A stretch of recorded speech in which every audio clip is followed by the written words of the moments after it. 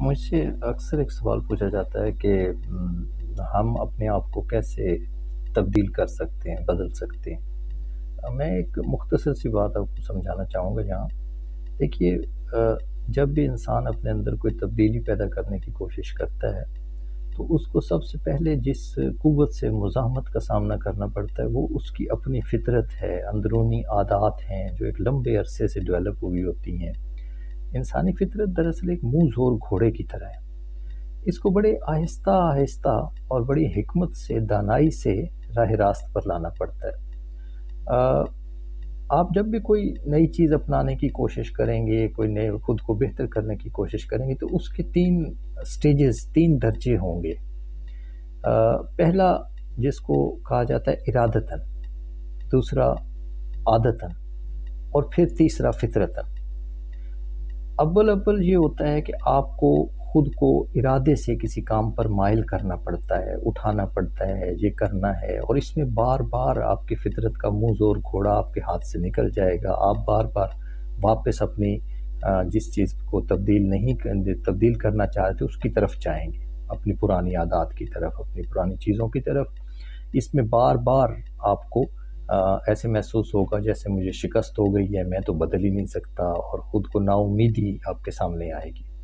اس مرحلے پر سب سے زیادہ ضرورت ہے کہ آپ اپنے آپ کو امید دلوائیں۔ یہ آپ اگر دیکھیے، جیسے نماز آپ پڑھتے ہیں تو اول آپ کو ارادتاً کوئی کام کرنا پڑتا ہے۔ رات کو اٹھ کر آپ کتابیں پڑھنا چاہتے ہیں، آپ علم حاصل کرنا چاہتے ہیں تو شروع میں یہ ارادتاً ہوگا، اور بار بار آپ سو جائیں گے۔ آپ کو دوبارہ مطلب ہفتے میں ہو سکتا ہے 6 دن آپ یہ کام نہ کر سکیں، 1 دن کر سکیں، لیکن پھر وقت آئے گا اگر آپ صبر سے، استقلال سے لگے رہے تو 2 دن ہو جائیں گے، پھر شاید 3 دن ہو جائیں، بڑھتے جائیں گے۔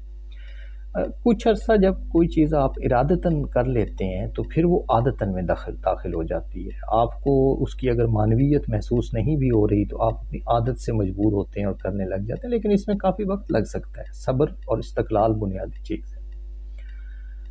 عادتاً اگر ایک لمبے عرصے تک آپ ایک چیز کو عادتاً کرتے رہتے ہیں تو پھر وہ فطرتاً میں داخل ہو جاتی ہے، پھر وہ انسانی فطرت سے جدا نہیں ہو سکتی۔ تو جب بھی اپنے آپ کو آپ تبدیل کرنا چاہیں تو یاد رکھیے گا کہ اول آپ کو ارادتاً والے مرحلے میں نا امیدی، ناکامی کا سامنا کرنا پڑے گا، اور یہاں آپ کا واحد دفاع جو ہے وہ آپ کی امید کا دامن نہ چھوڑنا ہے۔ ایک استقلال، کنسسٹنسی کے ساتھ آپ اپنے کام پہ لگے رہیں گے اور خود کو بتائیں گے کہ کوئی بات نہیں، اگر 10 کوششوں میں سے صرف 1 دفعہ میں کامیاب ہوا ہوں اور 9 دفعہ میں اپنی پرانی عادت کی طرف چلا گیا ہوں تو ایک وقت آئے گا کہ میں 10 میں سے 2 دفعہ کامیاب ہوں گا، پھر میں 10 میں سے 3 دفعہ ہوں گا۔ لیکن بنیادی چیز جو ہے وہ یہ ہے کہ آپ کس قدر استقلال سے، مستقل مزاجی کے ساتھ یہ کام کرتے ہیں۔ شکریہ۔ اگر اچھا لگتا ہے تو چینل کو لائک کیجیے۔